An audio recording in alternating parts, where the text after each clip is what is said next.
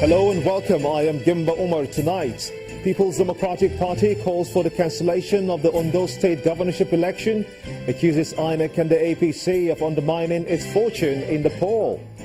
Ali Modu Sharif-led faction of the PDP blames poor outing in Ondo State and alleged impunity. The party says it's time for reconciliation. A body of senior advocates of Nigeria insists the nation's judiciary must be respected and not subjected to ridicule. The Syrian government forces make further inroads into eastern Aleppo as they capture a third of the rebel-held territory. And on business news tonight, federal government asked to factor in the economic benefits of rail system into its infrastructure projects. And on sports news tonight, Nigeria's Super Falcons gear up in Limbe for semi-final clash against South Africa at the African Women's Championship.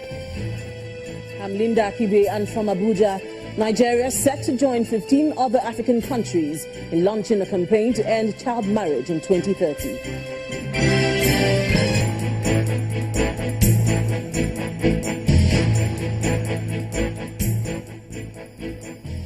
More reactions are pouring in on the Ondo governorship elections. The People's Democratic Party says it rejects the outcome of the poll, describing it as a charade and not a reflection of the will of the people.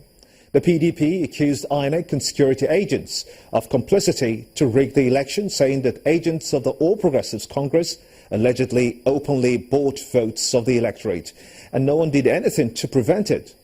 It adds, quote, the actions of INEC in collaboration with the APC-led administration left us no time to campaign and sell our candidate and party manifesto to the electorate in Ondo State.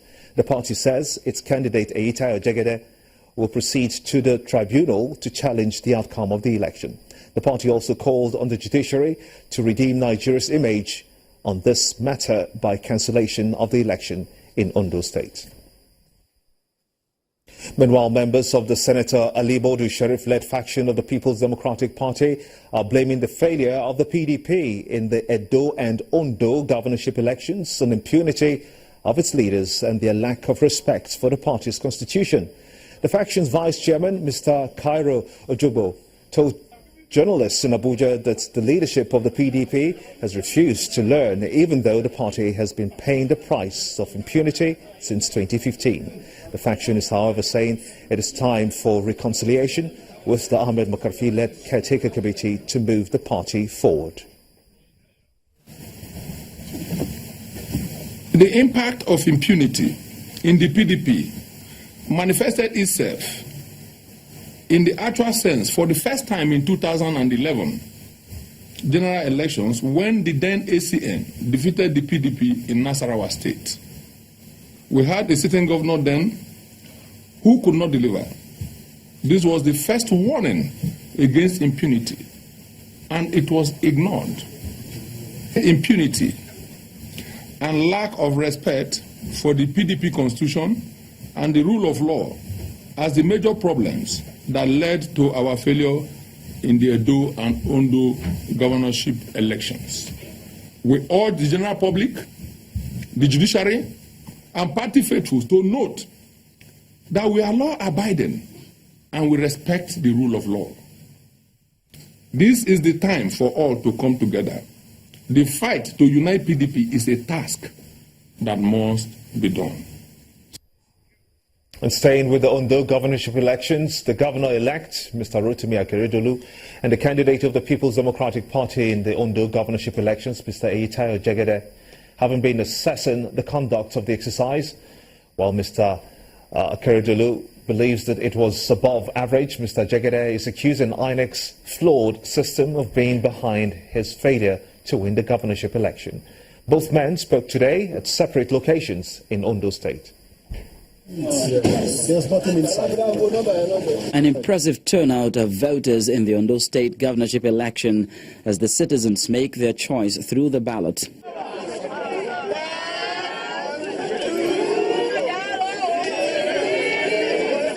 After the collation of results, INEC declares Rotimi Akeredolu the winner of the exercise, with the PDP candidate Eyitayo Jegede coming second. Rotimi Odunayo Akeredolu of APC, having satisfied the requirement of the law, has scored the highest number of votes, is hereby declared the winner and is returned elected. And looking back at the exercise, both men give their separate assessments of the contest and the conduct of the election by INEC. While the governor-elect speaks in Owo, the PDP candidate gives his assessment in Akure, the capital city. What has happened in this election is quite beyond my personal expectations.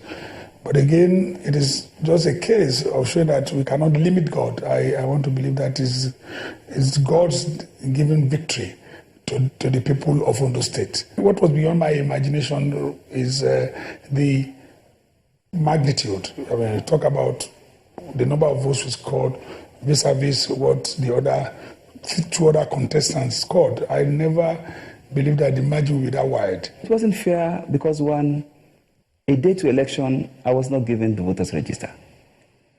It wasn't fair because a day to election, I was not allowed to submit my party agents list for myself. It wasn't fair because a day to election, my name was not hoisted on the website of INEC as a candidate. A day to election, my name was not published in all INEC notices board. 2-3 days to election, channels conducted a program for all the candidates. I was not given the opportunity to be there. The governor-elect also touches on the call for probe of the state's accounts, a venture he says he won't embark upon. I don't believe in probes. What I believe in is that I've been given a mandate to govern the state. When I come into office, I'll face the task ahead. The past is the past. And I'm one person who believes that government is a continuum. The PDP has rejected the outcome of the governorship election in Ondo State, a position their candidate not only identifies with, but gives reasons for the decision. I have 21 days to file a petition if I want to file. And that does not mean I intend to file or I don't intend to file. I need to review all this and see, look, what is it that we want to correct in the system? Myself, the chairman of the party, leaders of the party, and the governor are reviewing the situation. I, Ita Ojegede, would decide what I would do about this matter as it concerns me. The views of both men on the election will continue to make the news until the court gives a final verdict on the case expected to be instituted by the PDP. Jide Ogunso, the channel's television's data analyst, joins me on the news at 10 now to further look at the situation and the outcome of the results in Ondo State. You have seen those results, 244,000 plus to 150,000 plus for the two leading candidates. Will the election results have been significantly different, do you think, if we had a situation where there was an extension or a postponement of this election? I would like to look at it from a slightly different angle. Perhaps, yes, the election results might have been different, but the question is, how significantly different will it have been? And I think this really explains all what we're going through. This is clearly a lot of political... That's the chessboard. Yeah, so what we've seen with this Ondo elections can be described by what happens when two grandmasters play chess. We see a lot of checks, and we potentially see a lot of checkmates. So even if the elections, for instance, Gimba, have been postponed by 2 weeks, that's 14 days, the results clearly showed that Mr. Ita Ojegede lost by approximately 95,000 votes. So in simple terms, if the elections had been postponed for another 2 weeks, he will need on an average every day to get an additional 6,700 votes. Now there's no assurance if he will have been able to have gotten those votes, and we're still not too sure if he would have gotten those votes. What we know clearly is that his principal, Mr. Segun Mimiko, is clearly not a happy man, and I'll share an experience with you. About perhaps less than 10 years ago, February 24, 2009, Mr. Mimiko then had said that was his happiest day. And why was that so? Because on that day, February 24, was the day he assumed office after his legal tussles.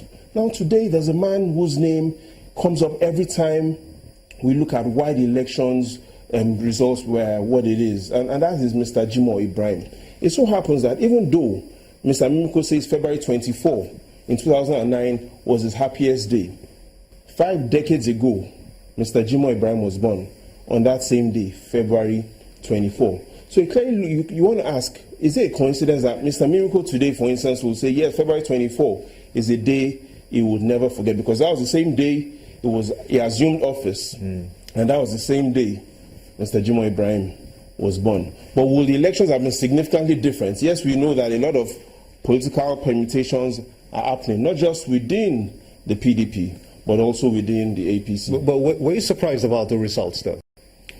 What surprised me was not necessarily the margin, was because if you look at what the APC candidates scored, 244,842 on one hand. But on the other hand, if you look at the cumulative votes of all the other parties, 306,430. So here's what it means. It means that the majority of the people did not vote for Mr. Akeredolu. So in simple terms, it means 3 things, Gimba. It means, first of all, that Mr. Akeredolu only scored 44% of the total votes that were cast. The second thing it means is that he's going to be governing a divided Ondo, because clearly there's a lot of division. He's only been able to get 44% of the people to his side. Now, perhaps the most important thing is the third thing, and that is the Ondo people right now seem to be not interested in who governs them. And how do you measure who, if the people of Ondo are interested about who governs them, is to look at the voter turnout. 1.65 million people registered, but only 580,000 people cast their vote. So in simple terms, the voter turnout during these elections was only 35%. So if you mix the two, low voter turnout 35% and only 44% of the people voted for Mr. Akeredolu, that clearly shows that the days ahead are going to be filled with more political chess games. But were there any significant change in the voting pattern, do you think, compared to October 2012? So there are 3 things that we need to look at. In 2012, Mr. Sholaoke, who was contesting as the PDP candidate, won in 2 local governments, Ilaje and Okitipupa. This time around, he won in only those 2 local governments as well. So we see consistency about what happened 4 years ago and what happened now. But then, in 2012, Mr. Mimiko lost only 5 local governments. This time around, he lost 14 local governments. Now let's look at the third candidate. Now clearly, Mr. Mimiko didn't contest, but under the LP then, he lost only 5. This time around, the PDP lost 14. Well, Mr. Akeredolu during 2012 won 3 local governments. Akoko Southwest, he also won in Owo, and he won in Odigbo. This time around, he won in 14 local governments. So clearly what we can see is there's one candidate whose performance remained the same. That's Mr. Sholaoke, winning 2 last elections, winning the same 2. There's another candidate who won only 3 during the last elections. This time around, that candidate won 14, and that's Mr. Akeredolu. And we look at Mimiko under the LP. He only lost 5 local governments then. This time around, he lost 14 local governments. Interesting. Now, what do you think the implication of this victory will be on the political landscape in Ondo State today? And I like that question. That's the most important question. So let's look at how the map plays out based on this victory. So right now in the Northwest, we have 7 states. Now all those 7 states are governed by APC. In the North Central, we have 6 states. All those 6 states as well governed by the APC. In the Northeast, we have 6 states. 4 out of those 6 governed by the APC. Now in the Southwest, 5 out of 6 will be APC. In simple terms, what it means is we've got 24 APC states, 11 PDP states, and 1 ABGA state. Now, but the way to look at it is to look at the area in which all these AP states govern, and that's 734,000 square kilometers, Gimba, out of 909,000. Here's what it means. APC now controls 81% of Nigeria. Beautiful. Many thanks indeed, Jide Ogunsowa, Channels Television's data analyst, for talking to us on the news at 10. And in part 2, after the break, body of senior advocates of Nigeria insists the nation's judiciary must be respected and not subjected to ridicule. Please join us again.